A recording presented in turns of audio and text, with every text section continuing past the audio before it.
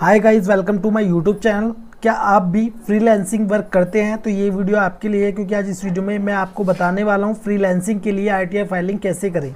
तो ये वीडियो बहुत ज़्यादा इंपॉर्टेंट होने वाली है, बने रही इस वीडियो के साथ। और यदि अभी तक आपने मेरा यूट्यूब चैनल सब्सक्राइब नहीं किया तो कर लीजिए ऐसी बेनिफिशियल वीडियोज़ के लिए। और दोस्तों, आप हमारे एक्सपर्ट से भी अपनी आईटीआर फाइलिंग करा सकते हैं दिए हुए नंबर पर कॉन्टैक्ट करके। तो सबसे पहले आपको अपनी आई को रजिस्टर्ड करना है, ठीक है, इनकम टैक्स पोर्टल पर।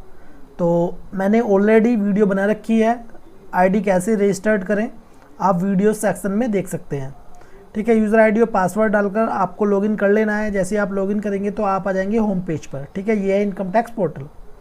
अब आपकी स्क्रीन पर शो हो रहा होगा फाइल नाउ का ऑप्शन, ठीक है। यदि आपके होम स्क्रीन पर ये शो नहीं हो रहा है तो आपको जाना है ई फाइल में, फिर इनकम टैक्स रिटर्न, फिर फाइल इनकम टैक्स रिटर्न। जैसे ही आप इस पर क्लिक करेंगे जो आईटीआर का फाइलिंग का प्रोसेस है वो स्टार्ट हो जाएगा, ठीक है। हमारे होम स्क्रीन पर फाइल नाउ का ऑप्शन शो हो रहा है, ठीक है। तो हम इस पर क्लिक करेंगे। सिलेक्ट असेसमेंट ईयर, जो कि असेसमेंट ईयर है 2024 and 25। Select mode of filing, तो दो तरह से आईटीआर फाइलिंग होती है, ऑफलाइन यानी कि डेस्कटॉप यूटिलिटी से, और ऑनलाइन। तो आज इस वीडियो में मैं आपको सिखाऊंगा ऑनलाइन आईटीआर फाइलिंग करना। तो इस पर टिक मार्क करेंगे, फिर कंटिन्यू पर क्लिक करेंगे। तो देखिए आपकी स्क्रीन पर स्टार्ट न्यू फाइलिंग शो हो रहा होगा, इस पर आपको क्लिक करना है। फिर उसके बाद इसमें ऑटोमेटिकली इंडिविजुअल सिलेक्ट हो जाएगा, फिर कंटिन्यू पर क्लिक करेंगे। फिर उसके बाद I know which ITR form I need to file, यानी कि इसमें आईटीआर फॉर्म को सिलेक्ट करना है। तो आईटीआर फॉर्म जो सिलेक्ट करते हैं वो करते हैं इनकम के अकॉर्डिंग। यदि आपकी इनकम है सिर्फ फ्रीलांसिंग से तो आपको सिलेक्ट करना है आईटीआर 4, ठीक है। तो हम सिलेक्ट करेंगे आईटीआर 4, फिर प्रोसीड विद आईटीआर 4 पर क्लिक करेंगे।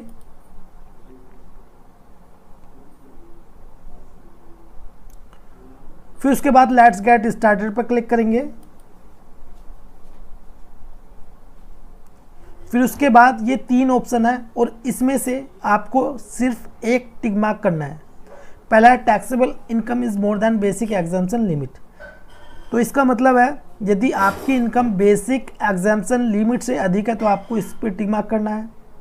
सेकंड वाला ऑप्शन आप इसको केयरफुली रीड कर ले, यदि आपके केस में है, ठीक है, तो आप इस पर टिक मार्क कर सकते हैं। फिर इसमें तीसरा ऑप्शन भी दिया हुआ है अदर्स, तो इस पर टिक मार्क करेंगे।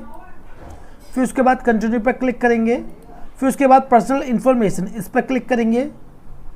तो देखिए ऊपर की तरफ पर्सनल इन्फॉर्मेशन है। अब यहाँ से हम आईटीआर फॉर्म को स्टार्ट करेंगे फिल करना, ठीक है।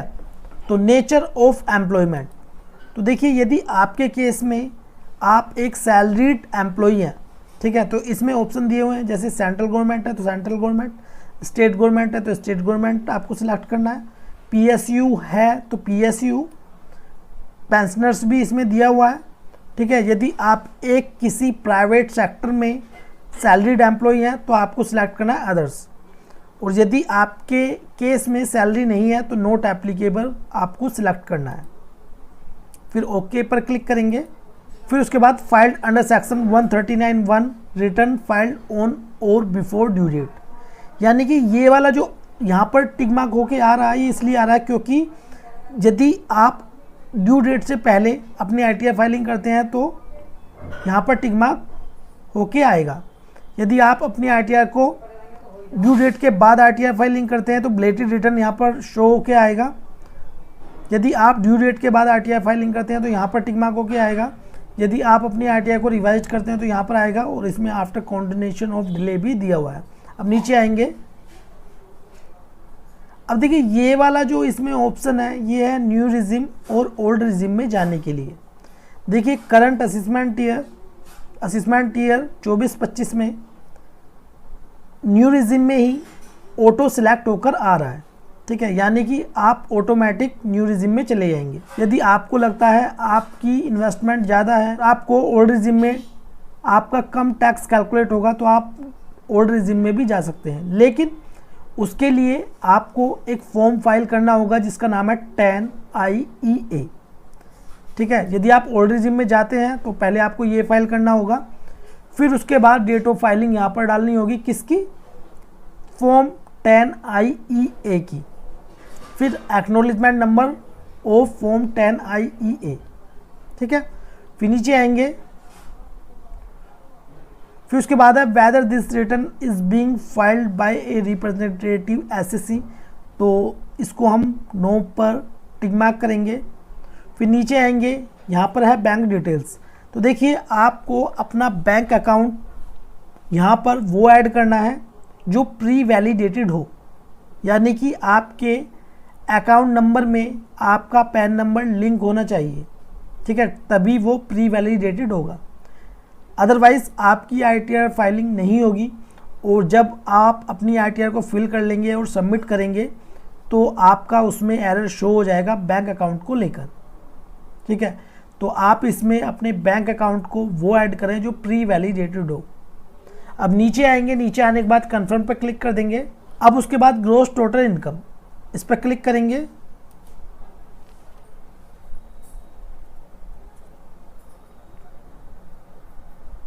तो देखिए ये है सैलरी एग्जेम्पशन। यदि आपके केस में सैलरी है तो यहाँ पर आपको इसको केयरफुली रीड करके आप इसमें एग्जेम्पशंस को ऐड कर सकते हैं। अब कंटिन्यू पर क्लिक करेंगे।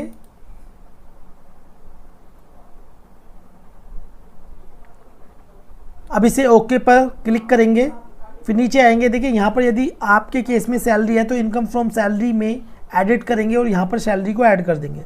फिर नीचे आएंगे, अब उसके बाद इनकम फ्रॉम हाउस प्रॉपर्टी, यदि आपकी इनकम हाउस प्रॉपर्टी से है तो आपको यहाँ पर ऐड करना है। तो हमारी इनकम रेंट से है तो हम ऐड पर क्लिक करेंगे। फिर उसके बाद इसमें टाइप ऑफ हाउस प्रॉपर्टी, तो हमारी जो प्रॉपर्टी है वो है लेट आउट, ठीक है, तो लेट आउट हम इसमें सिलेक्ट करेंगे। और रेंट हमारा है यहाँ पर 2,50,000 रुपये, ठीक है, हमने इसमें डाल दिया है। तो इसमें 30% स्टैंडर्ड डिडक्शन मिलती है, यानी कि आपका कितना भी रेंट क्यों ना हो, ठीक है, तो उसका 30% आपके जो रेंट है उसमें से लेस हो जाता है, ठीक है। जैसे 2,50,000 में से 75,000 माइनस करेंगे तो कितना आएगा, 1,75,000 रुपये। अब ऐड पर क्लिक करेंगे।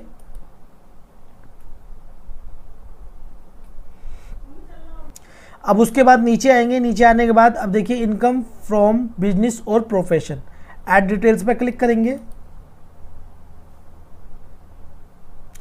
अब देखिए इसमें है बिजनेस, ये है प्रोफेशन और ये है गुड्स कैरिज, ठीक है। तो देखिए फ्रीलांसिंग में क्या होता है, फ्रीलांसिंग प्रॉपर प्रोफेशन नहीं है, ठीक है, और फ्रीलांसिंग के लिए ना ही कोई स्पेशल कोड दिया गया है। तो ये हमारा किस में आएगा, बिजनेस में, और नेम ऑफ बिजनेस आपको डाल देना है यदि आपके पास है।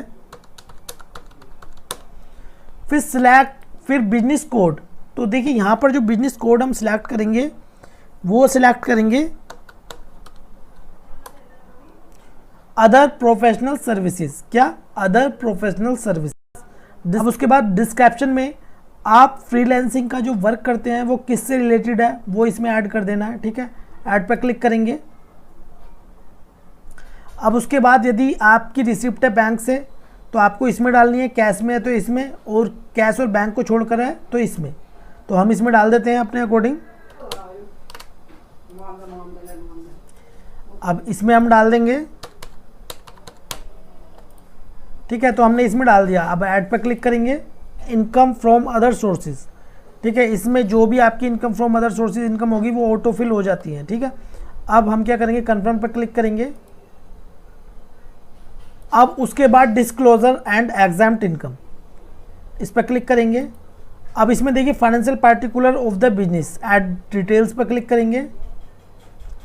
अब इसमें देखिए इसमें क्या करना होता है, कितनी आपकी लायबिलिटीज़ है और कितनी आपकी एसेट्स है वो इसमें डालना होता है। जैसे स्टार्टिंग में डालनी है आपकी लायबिलिटीज़, जैसे इसमें लिखा हुआ है partners member our capital, partner members own capital, secured loan, unsecured loan, advances, syndicator, other liability, total capital and liabilities, ठीक है, टोटल लायबिलिटीज़ का यहाँ पर शो हो जाएगा।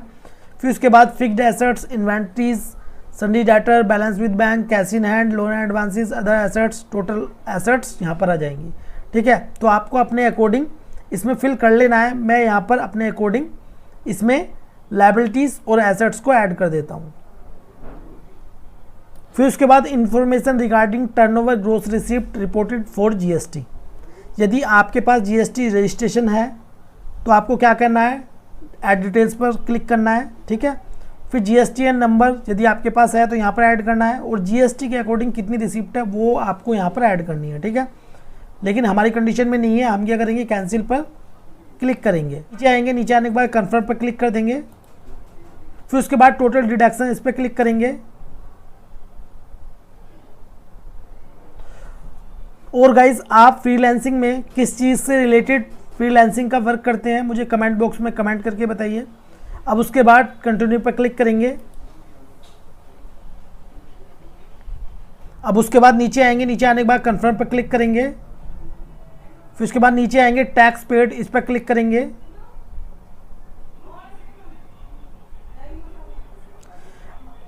अब देखिए ये हमारा टैक्स पेड, यदि आपका टीडीएस कट हुआ है कहाँ से, सैलरी इनकम से, तो इसमें से होगा। उस सैलरी को छोड़ करके यदि आपका कहीं पर भी टीडीएस कट हुआ है तो यहाँ पर शो होगा। और यदि आपने कोई advance tax, self assessment tax की पेमेंट की है तो यहाँ पर शो होगी, टीसीएस कटा है तो यहाँ पर शो हो जाएगा, ठीक है। फिर उसके बाद नीचे आएंगे, कन्फर्म पर क्लिक कर देंगे। फिर उसके बाद टोटल टैक्स लायबिलिटी पर क्लिक करेंगे। अब देखिए यहाँ पर computation of income, gross total income कितनी होगी, 5,29,329 रुपये, ठीक है। यही हमारी टैक्सेबल इनकम होगी। अब tax payable on total income कितना, 11,467 रुपये। तो ये रिबेट अंडर सेक्शन 87A में एडजस्ट हो गया, ठीक है। अब नीचे आएंगे, कन्फर्म पर क्लिक कर देंगे। अब उसके बाद प्रोसीड पर क्लिक करेंगे।